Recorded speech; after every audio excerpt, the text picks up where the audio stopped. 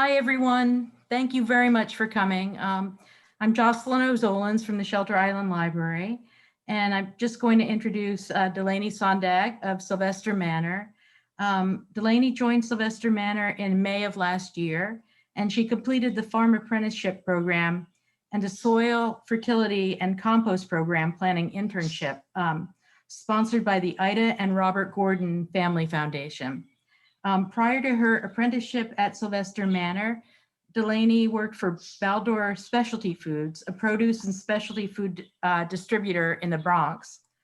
In her role as a sustainability coordinator, she developed a zero food waste program that aimed to eliminate food waste from the company's operations, as well as compost post-consumer food in the offices, employee store, and cafeteria, which is very ambitious. We were just talking about how big that operation was. This year, Delaney took on the role of lead apprentice and compost manager at Sylvester Manor, and she'll be continuing her work expanding the farm's composting efforts. So now I'll hand you over to Delaney Sontag, and thank you, Delaney. Thank you. Welcome, everybody. Thank you for joining me here today on this Saturday afternoon. So today I'm going to talk through the composting process and give you guys some tips on backyard composting, go through some troubleshooting. And if you guys have any questions, feel free to write them, I guess, in the comments. And I can hopefully try and answer them for you. And then after that, I'm going to transition into talking about Sylvester Manor's composting program and the work that I've done in the last year and what we plan on doing in 2021 and going on into the future. I think there are people joining, but I'm just going to start right now. Composting is the aerobic or oxygen requiring decomposition of organic material by microorganisms under controlled conditions. So it's the same process that decays like leaves and other organic debris in nature, but composting merely controls the conditions so that that material can break down faster. Just like any living organism, humans need food, we need water, and we need oxygen to survive. And in a compost pile, it's full of microbes that are eating all of the organic matter, breaking that down, and turning it into what we call compost. So what are those optimal conditions that we want to ensure that we maximize the rate of decomposition? The first is that we want a balanced supply of carbon and nitrogen. I think if anybody starts reading about compost, you'll come across carbon to nitrogen ratios. And so there needs to be a balanced supply of carbon and nitrogen. And that's the food for the microorganisms. They feed on both carbon and nitrogen. The carbon gives microorganisms energy. And it's released as CO2, as carbon dioxide, and as heat. So that's, the microbes are actually heating up that compost pile. And the nitrogen provides additional nutrition to continue the growing and reproducing of those microbes. So without nitrogen, those microbes won't reproduce in the pile. So that's why we want this ratio of 30 parts carbon to 1 part nitrogen by weight. Anything lower than a 30-to-1 ratio means there's an excess of nitrogen, and ammonia gas will often be lost in the pile, causing a bad odor. At higher ratios, so if there's too much carbon, the pile usually won't heat up, and it will just remain relatively cool, and the process of degradation will be at a very slow rate. So it's sometimes challenging when you're first starting out composting to kind of understand how to get that 30-to-1 carbon to nitrogen ratio. And I think a good way to remember is usually you want 2 to 3 parts carbon to 1 part nitrogen. So when you're building that pile, you want like about 75% of the material, the volume of material, to be carbon and 25% to be nitrogen rich.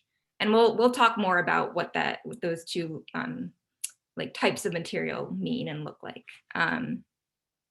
So the second thing you need, or a condition that you're controlling in the pile, is oxygen. Oxygen at levels that support aerobic organisms need to be a minimum of 5%. The air we breathe in has about like 23% oxygen, and the aerobic organisms can survive in conditions of about 5% oxygen. And the way that you introduce oxygen into a pile is by turning it. So whether that's turning it manually with a tractor, if you had a tumbler, turning that tumbler, you really want to reintroduce oxygen into the compost pile. Finally, moisture is something you're trying to control. You want the compost pile to have between 40 to 65% moisture content. And a good way to figure out if there's like enough moisture in your compost pile is just to simply like grab a handful of compost and squeeze it. And if it kind of feels like a wet sponge, not too oversaturated, but just that there's like some moisture in it, that's a good indication that you have that 40 to 65%, you're in that 40 to 65% range. If you squeeze it and it's just like dripping with water, then you know you have too much moisture and you should add more dry material. Finally, temperature. You really want to increase the temperature to about 131 to 140 degrees Fahrenheit. And the way that you get that temperature up to that level is ensuring that all these other conditions are in their proper range. So I just wanted to talk briefly about the different phases of composting, because I think it's helpful to understand like the whole process start to finish, and understand the different like communities of microorganisms that dominate the pile at each stage. So the first phase is called the mesophilic phase. This is the very beginning phase of the compost process. And this is when the mesophilic organisms colonize the organic material and begin to break it down. So as soon as you start layering carbon-rich material and nitrogen-rich material, you'll notice that the pile is already starting to heat up from like ambient temperature to about 110 degrees. And this can happen within a couple of days. Then you enter what's called the thermophilic phase, which is right here, which is also known as the active phase of composting. This is when the temperature will increase to about, you want to keep it in a range of 131 to 140 degrees. And this is when the thermophiles, or the heat-loving microorganisms, take over the pile and really start breaking down that organic matter. This is when pathogens and weed seeds are killed off in a pile, which is why you want to get it up to that temperature. And frequent aeration is required. Again, you want to keep reintroducing oxygen into that pile. And then finally, you'll notice towards the end of the active phase, the temperature will begin to fall. That's usually when the temperature is falling after you've done several turns and you've kind of seen the material break down into what looks like soil or compost. You know that the compost is finishing or entering its cooling phase. And the resources, so like the food for the microbes, are starting to run out. And the mesophilic organisms, the organisms that were in that first phase, begin to come back and recolonize the pile. And then finally, we enter what's called the curing phase. And decomposition is still occurring, but at a very slow rate. and the organic matter is becoming more and more biologically stable. This is a really important phase to allow your compost to rest before applying it to your soil beds or your garden. Because you want to ensure the compost is finished and it's mature, and because if it's not, it can interact with the plants in your beds and be actually detrimental to the plant. So it's really important that you allow your compost to rest.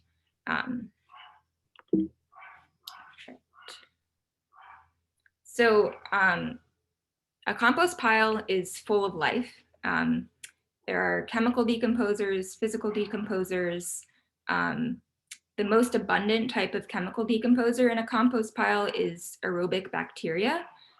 They make up about 80 to 90% of the billions of microorganisms typically found in compost. And then the remaining percentage are fungi and protozoa. And then you have the physical decomposers, which are like worms, mites, flies, which are also feeding on the organic matter and breaking that down. And then the chemical decomposers are further breaking that organic matter down. So they're kind of working together to break down the material. I thought this was just a good visual of all of the different organisms that you can find within a compost pile. Obviously, these here are microscopic. You can't see the bacteria, the fungi working, but these first level consumers you can see with the naked eye. So the arrows show the direction of energy.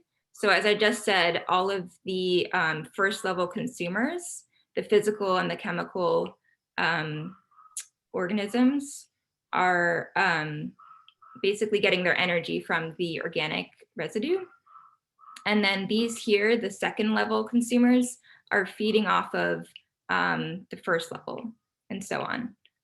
So this is the food web in a compost pile, which I think it's important to remember that there's a lot of life and activity in a pile of compost. It's not just static. Okay, so why do we compost? What's the point of going through all of this effort to create compost and spread that down on your, whether it's your garden or your farm? Compost provides the optimal environment for improving a soil's ability to retain nutrients and therefore make them available to plants. So it improves soil structure. Compost actually helps bind clusters of soil particles called aggregates. And a soil rich in aggregates is full of tiny pores that actually allow it to hold air, moisture, and nutrients like a sponge. It also can neutralize the pH of soil. So if you have soil that's too acidic and you spread compost down, it can help bring that pH back up to neutral, and vice versa. If it's too like alkaline, it can, too basic, it can bring it back into neutral. It alters the texture and the structure of soil and it increases the soil's resistance to erosion. And another amazing thing that compost does is it increases the soil's nutrient content. So by adding compost to soil, you're adding nitrogen, phosphorus, potassium, which are macronutrients, as well as micronutrients like manganese, copper, iron, zinc to the soil. You're also adding beneficial microbes that can establish what's called the mycorrhizal fungi that allow plant roots to access nutrients that are further down below their roots. Compost also helps soil retain water. So by adding more organic matter to soil, you actually don't have to irrigate it as much because it just holds that moisture in the soil. So it also helps with preventing runoff. So it allows you to conserve water as well. And finally, compost helps ward off pests and plant diseases because it contains so much beneficial microbes. It protects the plants from diseases and can reduce the need for fungicides. So earlier on, I was talking about like carbon-rich material versus nitrogen-rich material. This is sometimes referred to as like greens and browns or wet and dry material. So greens, think like kitchen scraps. So fruit and vegetable scraps can go in a compost pile, eggshells, coffee grounds and filters, tea bags, nutshells, bread. Animal manure can go in a compost pile, but animal manure, so animals that are fed on a completely vegetarian diet, any like dog or cat waste should not go in a compost pile. Garden waste, hedge clippings, seaweed. We've been collecting some seaweed around the island and putting that in our compost because it has a lot of like trace minerals and micronutrients that are great to introduce into the compost pile. And then for brown material or carbon-rich material, that's like woody material like wood chips, dried leaves, straw, bedding, stems and twigs, shredded cardboard, and shredded newspaper. It's really important with shredded cardboard and newspaper to shred it instead of adding like big clumps to the pile, because you're increasing the surface area and allowing those microbes in the pile to actually break it down. So definitely if you want to add, if you have a lot of newspaper lying around your house, I would try and rip that up if you're putting it in your pile. So materials you don't want in your compost pile. Dairy products, fat, grease, lard, and oil, meat, and fish bones. All of these items can attract pests, such as rodents and flies to the pile. So it's really best to avoid putting these food products in your compost. That being said, for like compost tumblers, if you're like using one of those green cones, because it's completely contained, those types of like contraptions can handle dairy, meat, fish bones, fats. But if you're doing like a heap or 3-bin system, it's best to leave those out. Diseased or insect-ridden plants, again, you don't want to like introduce pathogens into that pile, so it's best to leave those out. Put that in a separate pile in your garden, or take that to the dump. Chemically treated yard debris like grass clippings, if you spray pesticide on your lawn, do not add that into your compost pile, because persistent herbicide, pesticide often doesn't break down in your pile, and then those herbicides can be detrimental to any of the plants that you're growing once you spread that compost. And also with grass clippings, it's better just to leave them on the lawn in general versus removing them from the lawn and putting them in your compost pile. And it's more work, so they can stay on the lawn. Pressure treated lumber and plywood. Again, you're introducing chemicals into your pile, and you don't want that. Black walnut tree leaves and twigs. They produce an organic compound that is toxic to plants and can stunt their growth and even prevent them from growing. So if you have any black walnut trees on your property, just be aware of that and make sure that you're not introducing that into your compost. So this is one of the methods that I wanted to talk about today. I like this method because you can actually see what's going on. You can notice the change in the material. You can use all of your senses to kind of keep an eye on your compost, test like moisture content. If it smells like ammonia or rotten eggs, you kind of can, you know that there's something wrong with the pile that you need to fix, whether it has too much nitrogen, it's too wet, So I think this is a really great method for like beginner composters because yeah, you can actually like learn a lot from the pile, and the pile will kind of, your compost will kind of tell you when there's something wrong. I think it's also important to consider, like when you're choosing a method of composting, space, like do you have enough room in your backyard, or do you even have a backyard to set up a 3-bin system? Maybe not, maybe like a compost tumbler is better suited for you. Also think about the volume of material you have. Like, do you have access to carbon-rich material consistently? Maybe not. Maybe you need to choose a system or a method that is better suited to only break down kitchen scraps. So again, I think it's important to kind of like think through all of these things. Time to finish compost, like, do you have an immediate need for compost right now because it's spring and you want to plant vegetables this summer?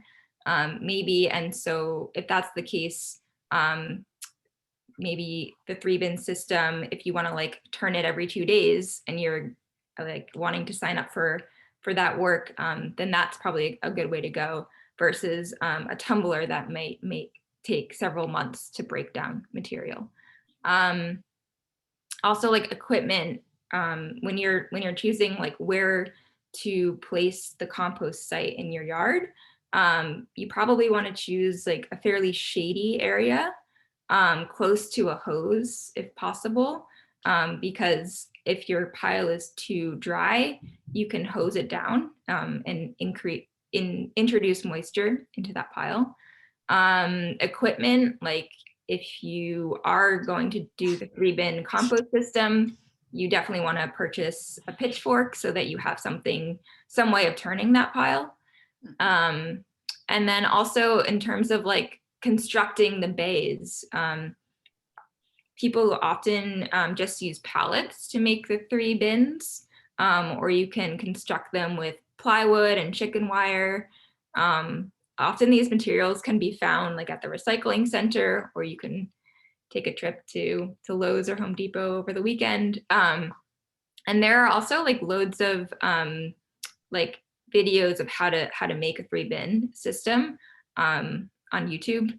So I won't go into the details of like constructing the actual bin itself, but definitely if you're interested, I would suggest just like Googling 3-bin compost system and something will come up, I'm sure.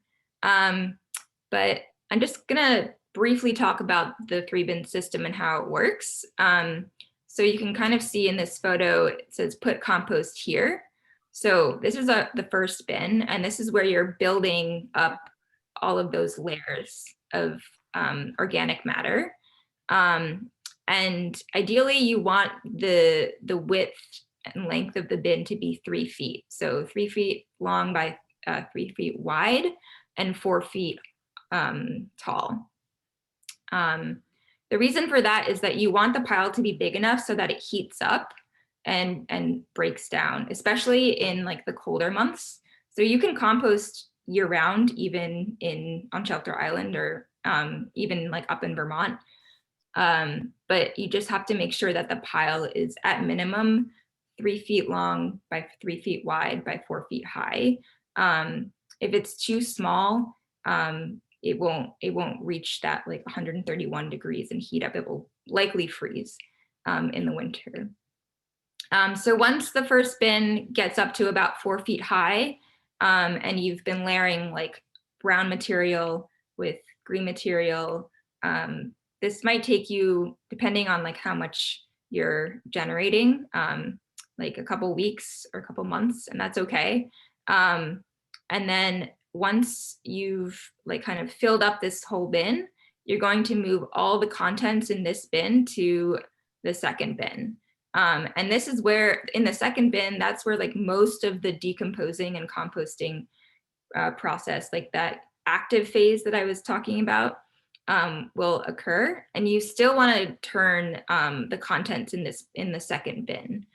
And you'll begin to see the breakdown of that material. It will start to look like fine and have like a crumbly texture and like a pleasant smell. It won't smell like rotting food. I mean, really, compost should never smell bad. And we'll talk more about why, but even in the first bin, when you have like fresh material, it shouldn't give off like a foul smell. And then now that the first bin is empty, you can begin filling it with new material. You never want to introduce fresh material into the second bin after you've moved all of the like original first batch of material into the second bin. And then once the first bin is full, you can then move all the contents in the second bin into the third. So the third bin is kind of like for the finished compost. So you're allowing all of that finished compost to rest, and then you can begin actually just shoveling that out and using it on your in your garden or wherever you need it. So that's the 3-bin system. I think a couple good things to keep in mind is moisture control, especially in the spring. It might be a good idea to cover the top of the bins to prevent a lot of rain coming in and saturating the piles. Also, keeping weeds away from the bins is really important because you don't want any weed seeds getting into the bins, into the compost piles, because if those weed seeds don't break down during the composting process, then you're introducing those weed seeds into your soil beds. So a good way to kind of prevent weeds from getting in is just laying down cardboard underneath the 3 bins. All right. This is just another perspective of what the 3 bins look like. You can see the third one has a lid. I would suggest if you're not going to put a lid on like any bin, or if you just want one lid, to put a lid on the third bin, because that's where you're storing the finished compost. And these 2 bins are like kind of, you're using them a lot and turning all of the material in both of those. And then this bin is really just to like store the finished compost. I thought this was a good visual for how to layer the brown and the green material. You kind of want to cover all of the green material. So like kitchen scraps is probably what your green matter will be. You want to completely cover that up with brown material. So like dried leaves or wood chips or straw, whatever you have available to you. The main reason for this is to not attract pests. So if you're completely covering up that green matter, it usually is pretty pest proof. And also you're kind of like trapping that in and allowing it to heat up really fast and break down. So this is called lasagna layering. And if you have any like questions about this method, I also suggest like Googling lasagna layering, and there's a lot of like tutorial videos as well on that. These are some other methods to consider. I know the compost tumblers are pretty popular, and they can be kind of expensive. Some people make their own using just like a trash can with a bungee cord and perforating, like poking holes throughout the trash can, and then just rolling it on the ground. I've never tried like constructing one of these myself, but I think some people have success with it, and it's a really cheap, easy way to compost. But I would definitely, if you do try and do this, roll it pretty frequently, because the holes are so small that it might go anaerobic, meaning that it won't have enough oxygen present in the actual trash can and create anaerobic conditions, which would be very smelly. Vermicomposting, that is a great solution if you want to compost indoors and you don't have the space or you don't have a yard. Say if you're like in a New York City apartment, this is basically you buy red wiggler worms and just put them in a bin with some newspaper, ripped up newspaper, and you can add about a half pound to a pound of food a day. And they basically just digest the food, and you collect their excrement, and that's basically the compost. A lot of people make compost tea with vermicomposting and use that in like their fertigation system. So basically irrigating with the compost tea that they've made from all of the like worm residue. The green cone is another option, especially if you don't have access to a lot of yard waste and you want to like just compost your food scraps. This brown bucket part goes in the ground, and then you put all of your food scraps up top, like you insert them from the top, and they drop down and slowly decompose, and then you have compost to spread. So I would, for the green cone, like if you're not producing a lot of food waste, if maybe you're just like one person and you want to compost, this is probably a good option versus like a 3-bin system. It's better for, say, like a family of 5 that has a lot of yard waste. But even if you want it, like say you don't have access to a lot of brown material, there's always ways of getting it on the island. Landscapers can often drop off like wood chips and dried leaves for free. And it saves them money because they don't have to pay the tipping fee.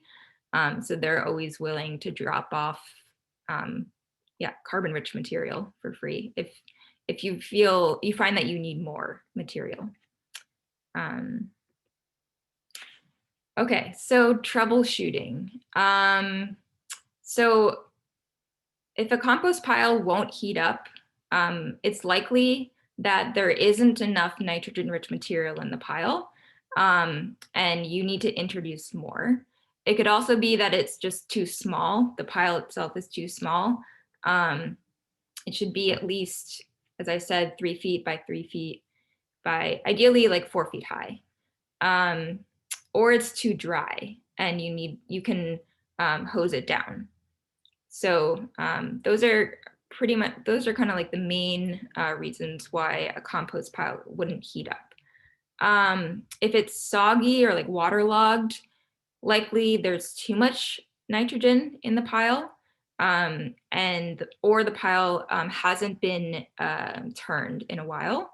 And ideally you would aerate the pile by turning it, and add in more dry material like wood chips, dried leaves, sawdust, etc. Covering the pile with a tarp or insulating it with straw or wood chips is a way of keeping water or rain off of the pile in wet months. So like right now, we're probably going to get a lot of rain this month. So you could always put a tarp over your compost pile or a lid over that bin with a 3-bin system.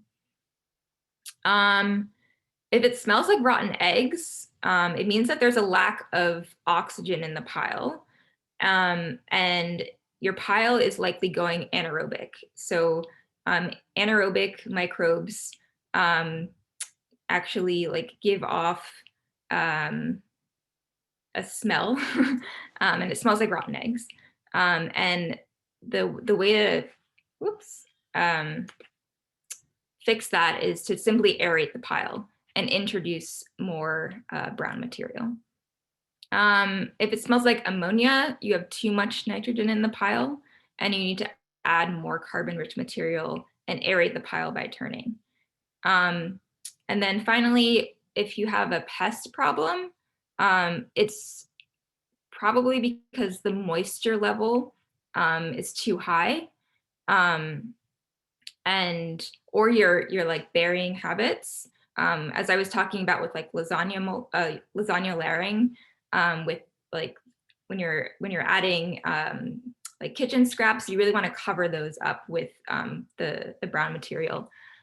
So if pests are being attracted to your pile, I would adjust how you're layering your material, and also make sure that your temperature, the pile temperature is reaching 131 to 140 degrees. Yeah. Okay, so now I'm going to transition into talking about Sylvester Manor's Sylvester Manor's composting program.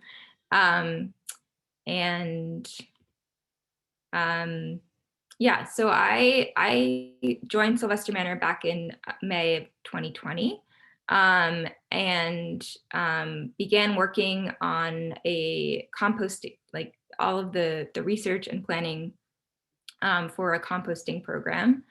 And kind of like the reason why Sylvester Manor was interested in starting a large-scale composting program was to meet the farm soil fertility needs. Being on an island, it's challenging, definitely, to bring organic matter and any material really onto the island at the scale that we need it.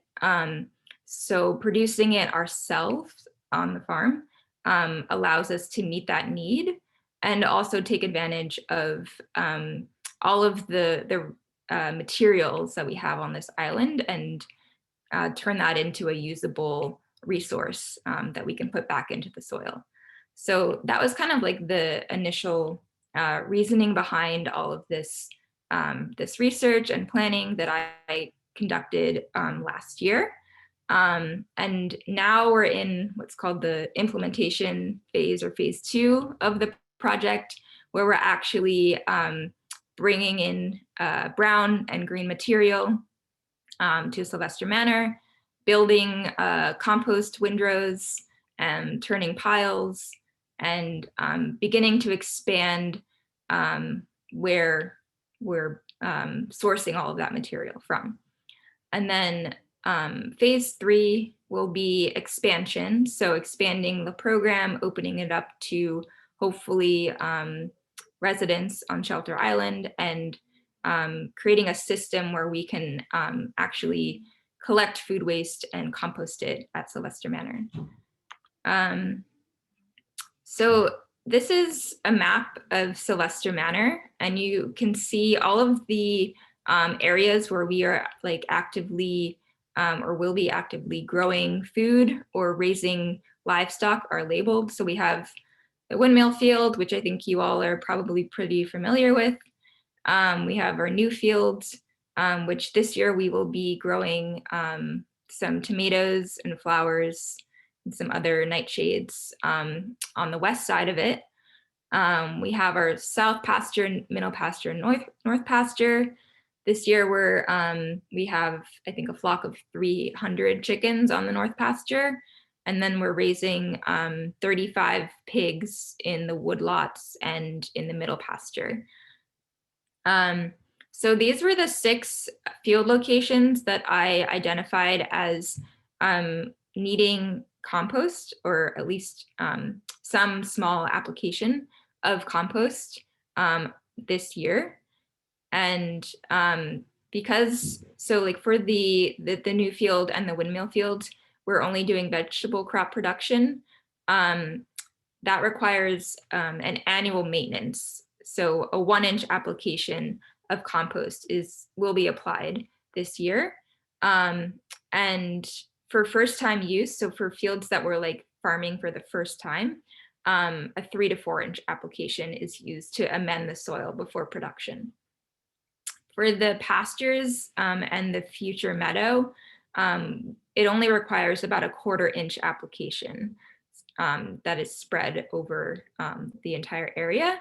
this year we won't be spreading any compost on the pasture in the future meadow. And it's simply because we just don't have that volume yet to spread. So I was just talking about volume requirements. So for this year, 2021, we calculated we need about 813 cubic yards of compost to spread on the windmill field, the new field, and we're not there yet to meet that 2,997 cubic yards for the pastures and the future meadow. And you can see in 2022, this number reduces to 350 about cubic yards. And that's because, as I said, the first year when we're like first farming a field, we want about a 3 to 4 inch application. The second year, we only need about 1 inch. So that's why it reduces down to 350 cubic yards. So where are we composting? So when I arrived last year, last spring, we had about a 3-year-old pile of wood chips that were like slowly decaying right here in this location in the new field. And this is the lowest point in the new field.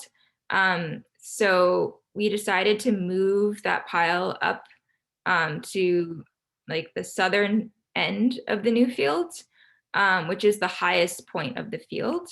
And the reason for that is because when you're composting, especially at the scale that we are, we want to try and compost at an area that's high elevation to prevent ponding or like pooling of rainwater, to make sure that our piles aren't overly saturated. And also to make sure that we can easily get in there with a tractor and turn the piles and the tractor doesn't get stuck. So currently we have that large pile of wood chips that is about 3 years old. And then we're slowly building some new piles on this section of the new field. Another reason for choosing this location here is that it's right in the middle of where we're growing vegetables. So we can easily apply the compost once it's finished. And it's also accessible. There's a road currently that goes right along the deer fence here. So when we have people come and drop off wood chips or manure, dried leaves, they can easily come in, drop off the material and exit. So also this area is far from surface water, and I think there isn't any groundwater in this area. So there isn't a potential for the compost to leach into groundwater. It's also a very vegetated area, which is helpful for any like runoff to infiltrate into the ground. So the method that we are using at Sylvester Manor is called an aerated windrow method of composting. This method is pretty common on farms, mainly because it's a simple way of turning compost with a tractor. And most farms at this scale have a tractor with a front loader, a bucket. And so it was a method that worked well for us because of the machinery, the equipment that we currently have. Also, this windrow, like building a long pile like this, increases the surface area and provides like better airflow for the compost. So we are planning on turning our piles every 2 weeks. And hopefully we'll keep that schedule throughout the year to make sure that we have finished compost to spread next season. So what goes into our piles? We have we're currently collecting horse manure and bedding from a couple equine facilities on the island. All of the farm residuals go into our piles. Food waste from the farm crew, staff, dried leaves, wood chips, and seaweed as well. This year, we will be starting our CSA food scrap collection program starting in June. So as soon as we kick off our CSA, for all of the CSA members will be given a 5-gallon bucket, which they can take home with them, fill up with food scraps, and then bring it to the farm when they pick up their CSA. So this is a really great program because one, we are creating this like closed loop circular system where we are growing food for CSA members, collecting their food scraps, composting it, and then putting that food back into the soil to feed all of the plants that we're growing. Our goal is to hopefully open this up to anybody on the island, so anybody can come and drop off their food scraps and we can compost them. But kind of at this stage, we don't have the capacity to basically compost that amount of food scraps. So we're kind of starting small, piloting this with our CSA members, and then scaling up from there. We also are partnering with Mishomic Nature Preserve and collecting their dried leaves and some of the brush and wood chips that they have collected throughout their grounds and trails. And the regular removal of leaf matter and brush is really helpful for them. And because I guess before it was kind of like building up in certain areas of the forest, and this like over accumulation of woody debris in Mishomic isn't great for the forest ecology. So it's beneficial for them to be able to remove that material, and we need it. So it's kind of a win-win for both organizations. I briefly wanted to talk about quality, maturity, and testing for contaminants. A lot of the research I did last year was finding material that was safe to use and free of contaminants. And when I say contaminants, I mean like persistent herbicides that are often used or found in like grass clippings, a lot of like landscaping material that gets dropped off can be contaminated. So that was really another reason why we wanted to partner with Mishomic, is we knew we were getting material that was free of pesticide and herbicide. So one of the ways to test for persistent herbicide is it's called a bioassay test. And this is a really simple, inexpensive, and accurate method of determining if it's safe to apply finished compost on farmland or anywhere that you're growing food. So it's a simple germination test. And you have like your control group which is just potting soil, and then your test group, which is pots filled with the finished compost that you want to test.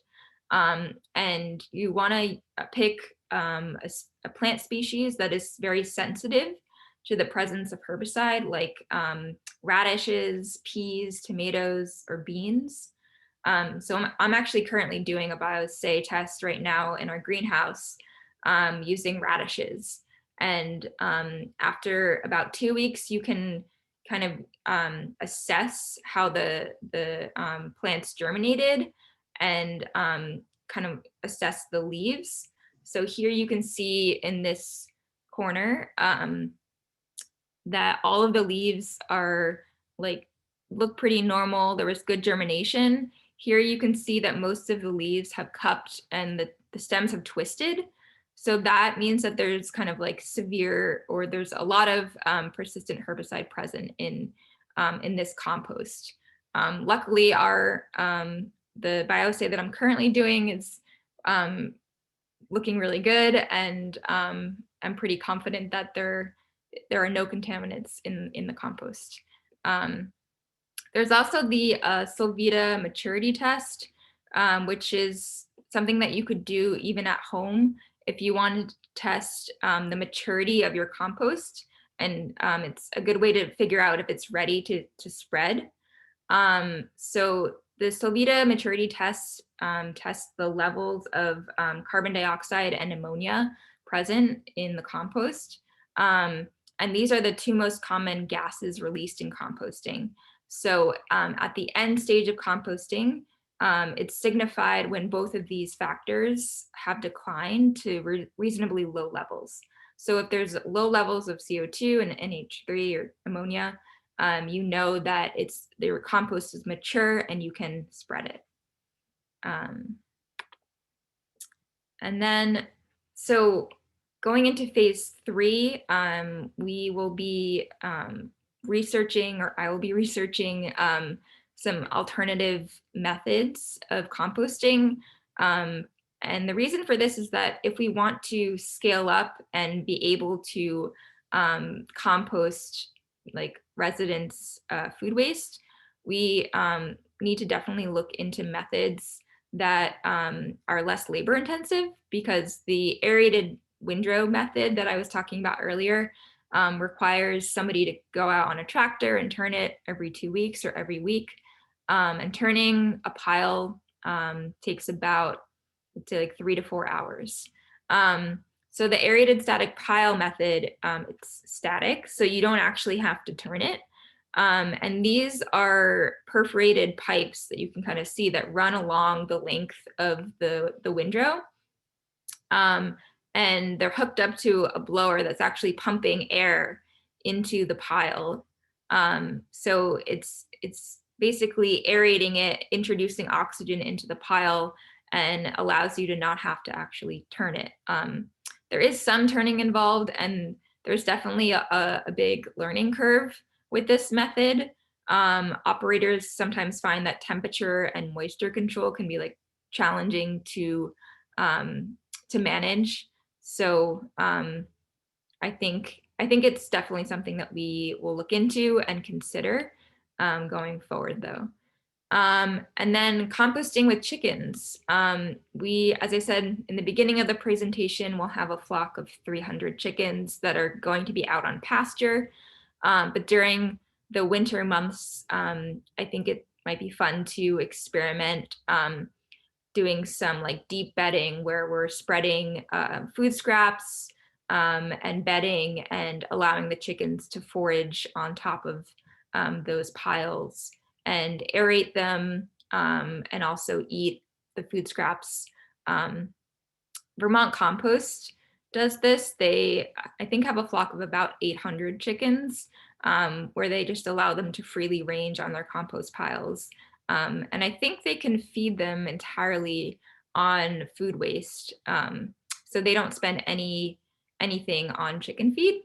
And for us, I think feed is the second highest expense after labor. So if we can kind of divert some of that cost and allow our chickens to freely forage on our compost piles, we can lower our total costs with our chicken enterprise.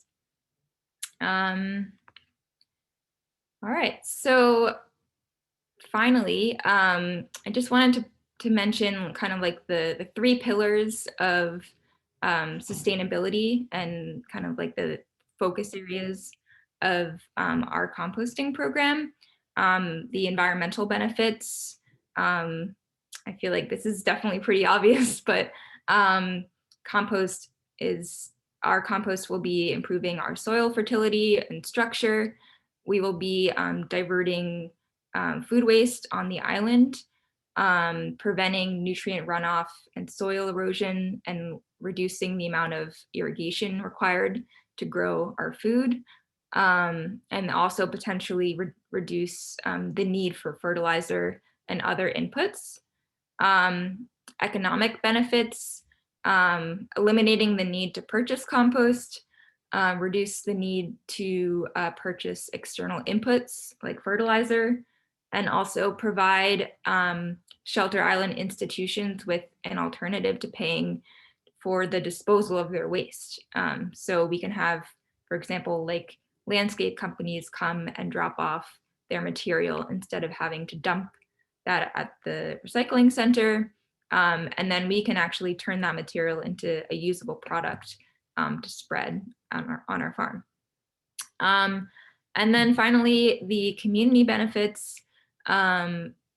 We want to expose community members to the concept of source separation of food waste, educate, especially like kids on the island, about composting and its uses, and build like a culture of know-how, a culture and know-how of composting in the community.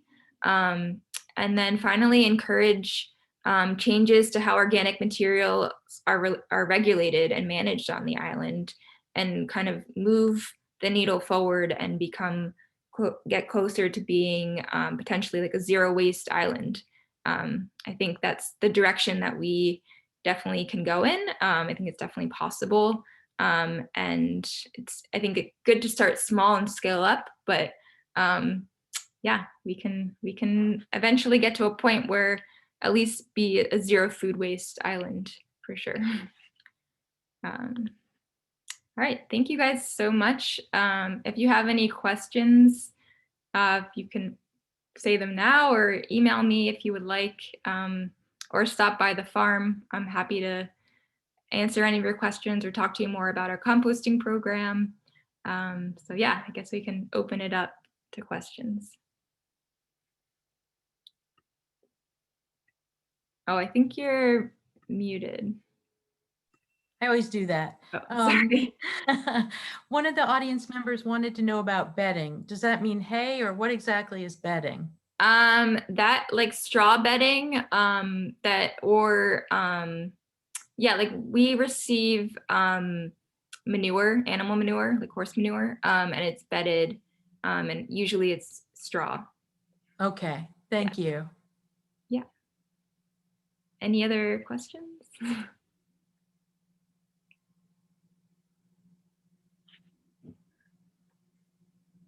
Don't forget to unmute yourself if you have a question. Anyone?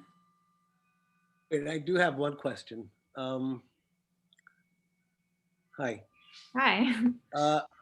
My question is, how long can the compost remain? Let's say if you don't use it right away, the completed compost, and you have a pile of completed compost, does it go bad after a while, or will It leave does that not. pile and use it next year kind of thing? Yeah, it doesn't like expire. So yeah, if you don't use it all in the summer when you're, or really you should spread it in the spring. I didn't mention that, but the spring and fall are the best times to spread compost. So it kind of like gets, the organic material gets drawn down into the soil bed. But yeah, if you don't like use all of the compost you have, you can use it next year. It doesn't go bad. Perfect, thanks. All right. Other questions? Delaney, that was really helpful. I know there's a lot that I learned that I can apply right away. So, and I just saw a note from Denise that said, this was great info. Thank you. So thank you so much for sharing your information with us. Yeah, and, thank you. I hope and you guys I'll just remind everyone that this is being recorded. So if you know someone that wants to see it at another time, it should be up on the library's YouTube channel within, say, a week. So okay. Thank you so much. Thank you. And thank you everyone for coming. All right. Take care, everyone. Okay. Bye, everyone. Bye.